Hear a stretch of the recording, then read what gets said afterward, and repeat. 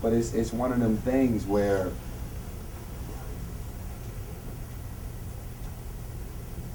you have a problem with your childhood. You have a problem with what your mother and your father's interpretation of what love is. Watch my mama get beat, dragged on the floor. My mama stayed pissy drunk. 27 years drinking. Father crack, all the drugs you could ever think of. It all happened.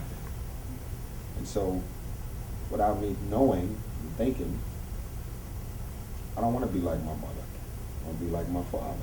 I want to be nothing like him.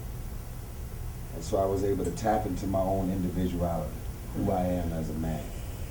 What am I into? What do I like? Who do I want to be? What do I want to become?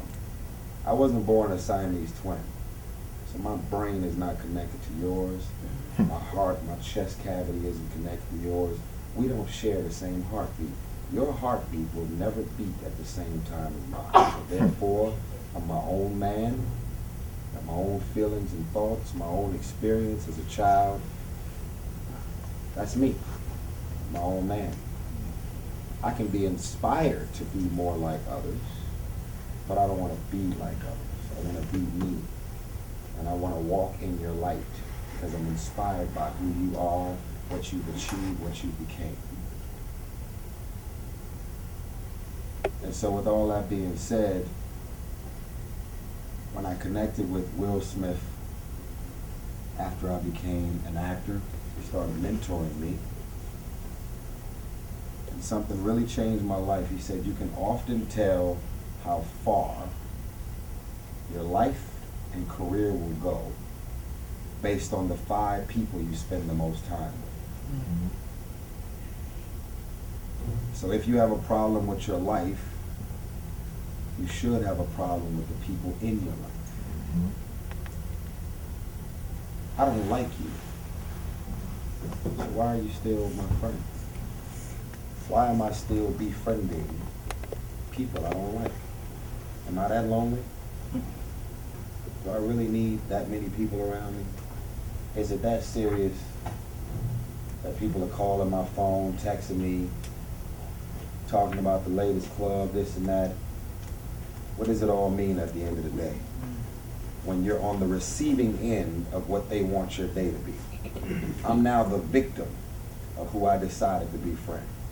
You're miserable all the time. And now you're making my life miserable because I'm including you in my life. And so I'm not close to my family. I've cut off and stopped being friends with a lot of my friends that I grew up with. Because there's a difference in direction now. There's an expiration date on loyalty.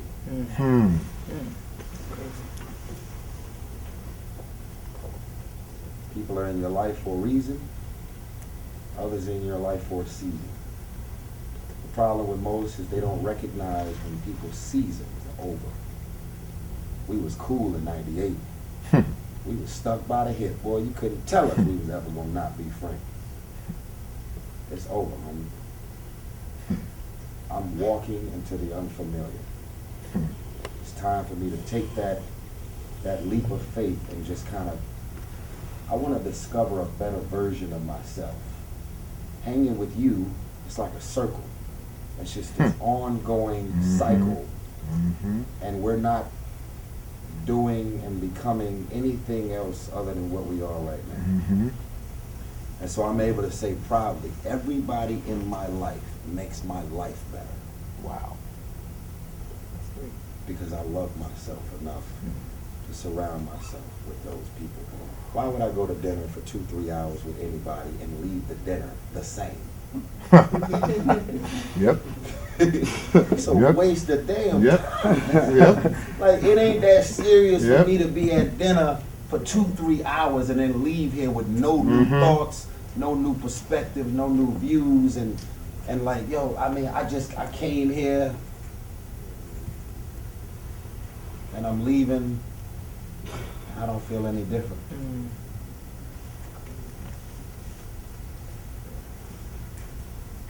Everybody's got family, everybody's got family issues and situations. I can say to you, sacrifice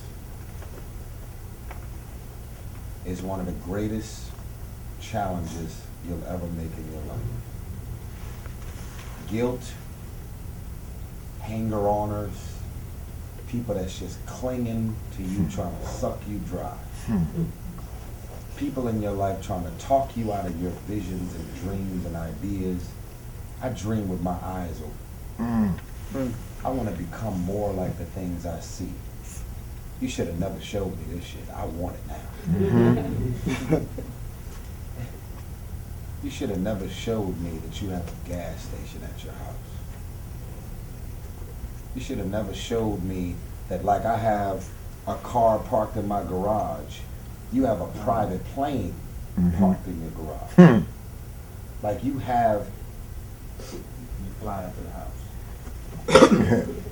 You have a private plane in a garage. And if I wake up 3 a.m. and I get hungry and I want to go to a 24-hour restaurant or Jack in the Box or just whatever, I can like leave my house at 3 a.m. You can have a dream about being in Miami and you live in Mississippi. Man, I had this dream last night that I was in Miami, I was at this hotel, and you can pull your plane out of the garage. You have a pilot that you're paying and he's on retainer. You call your pilot, he wakes up out of his sleep and he's flying you to Miami. So now you're walking inside of your dreams. Because ideas are physical. Everything in this room was first somebody's thought. But they executed, they moved on it. That table, this table right here, ugly as it is. What was the university like? It was first somebody's idea. These chairs. Look at this chair right here. It's blue in color. It's got this whatever material on it. It's got metal. It's got a little opening right here. There's an archway right here. This was all in somebody's mind. And because they got the idea out, this school purchased their idea. And now everybody in this classroom is sitting on somebody's vision, somebody's idea, somebody's concept. They drew it, they got it out. If the person who made your suit that you're wearing right now, or your clothes, had kept that suit, the design, the patterns that you got on there, if they'd have kept this idea in their mind, they would have never gave him an opportunity to purchase somebody's thought. So until you get these dreams and these ideas and these visions out, the world will never experience it. Yes. Sorry. No, that's fantastic. Y'all, please give Tyrese a round of applause. Let's open it up for some Q&A. Tyrese has got to get to the radio station, and there is not a lot of time, so I want to be able to take one question before we get out of here, and only one. Three. You don't answer questions short enough. So we're going to do one question. I'll try to make sure. And then what I would ask you all to do is tweet Tyrese your questions, and he will attempt to get to them, because y'all know he tweets back. So tweet him. Yes, sis, right there. Before you became Tell us your name, sis. Where you And from? stand up, thank you. Hello. My name is Lakeisha Henderson from Memphis, Tennessee. Before becoming an entertainer, what was your dream in high school? I want to be a trash man. Wow. When you're in the hood, you want to become the things that you see, the things you explore. TV is not really reality. When you open up your eyes and these are the things and the people I see. So every week, trash man came up the street.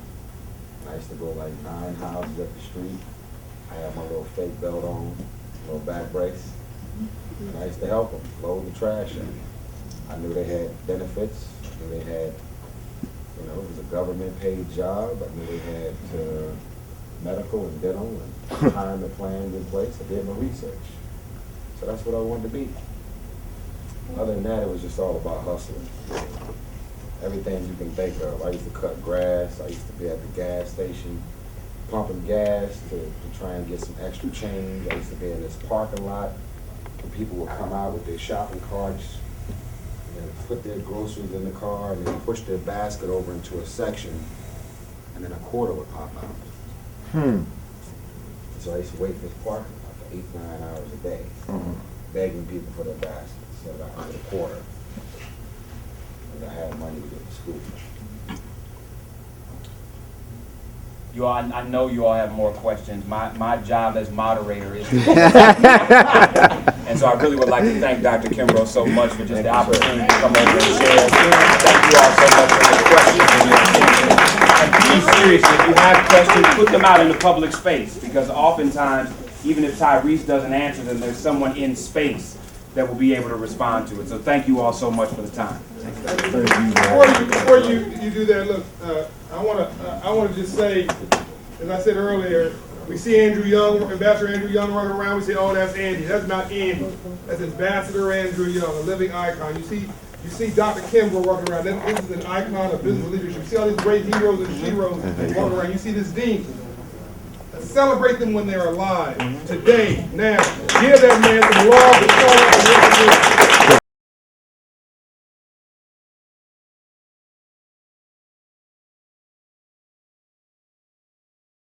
and